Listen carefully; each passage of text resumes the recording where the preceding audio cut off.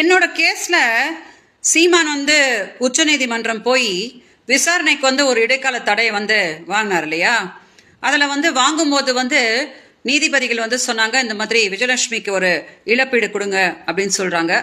சீமானோட வழக்கறிஞர் சொல்றாங்க, ஆமா நாங்கள் அதை தான் பேசிக்கிட்டு இருக்கிறோம், நாங்கள் உறுதியாக பண்ணுவோம் அப்படின்னு சொல்லி அந்த ஆர்டர் வாங்குறாங்க. வெளியில சீமான் பத்திரிகையாளர்களை சந்திக்கும் போது நான் அப்படி ஒரு இழப்பீடுலாம் கொடுக்க போறது இல்லை அப்படின்னு சொல்லிட்டு போறாரு.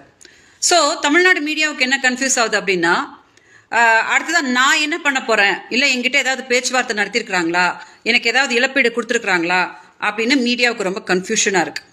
ஸோ நான் எல்லாருக்கிட்டையும் பேச முடியாதனால இந்த வீடியோ வாயிலா எல்லாருக்கும் கிளாரிட்டி கொடுத்துட்றேன். இப்போ 14 வருஷமா இந்த கேஸ்ல நான் எப்படி போராடிட்டு இருக்கேன் அப்படின்னு உங்களுக்கு எல்லாருக்குமே தெரியும். இதுல எந்த அரசியல் இதுவும் கிடையாது. சீமான் தான் தப்பிக்கிறதுக்கு இவங்க பின்னாடி காங்கிரஸ் இருக்காங்க, இவங்க பின்னாடி பாரதிய ஜனதா இருக்காங்க, இவங்க பின்னாடி திமுக இருக்காங்க அப்படின்னு சும்மா பொய் சொல்லிக்கிட்டு தப்பிச்சிட்டு இருக்கிறார். இப்ப கூட சீமான் எந்த தவறும் செஞ்சிருக்கலன்னா, தமிழ்நாடு காவல்துறை பண்ற விசாரணைக்கு நேர்மையா ஒத்துழைச்சிருந்தாருன்னா நிறைய விஷயங்கள் வெளியில வந்திருக்கும்.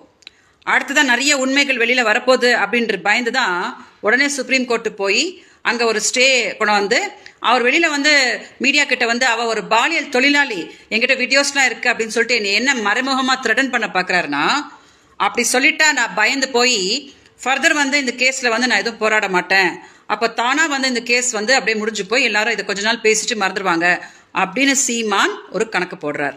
இப்ப சீமான் கிட்ட நான் என்ன சொல்றேன்னா, பாலியல் தொழிலாளின்னு 14 வருஷமா என்னை சொன்னதுக்கு நான் விடவே மாட்டேன்.